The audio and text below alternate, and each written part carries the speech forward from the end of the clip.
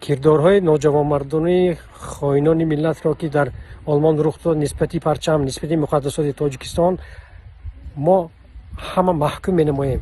لعنت به آن خائنان، لعنت به آن وطن فروشان که نسبتی خلق تاجیک چنین رفتارهای نوجوانمردانه میکنند. هر یک فرد تاجیک، هر یک فرد خودآگاه تاجیک ملتش رو دوست می‌دارد، وطنش رو دوست می‌دارد، تاجیکستان رو دوست می‌دارد.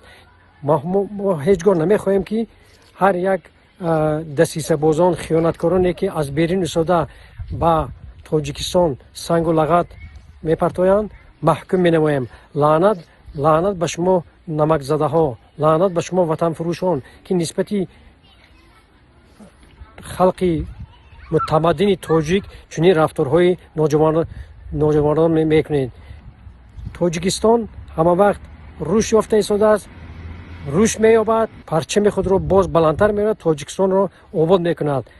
شما از قوم ملت تاجیک نیستید که نسبت تاجیک چنین رفتارهای نوجوانمردانه کنید. لعنت به شما، لعنت به شما، لعنت به شما.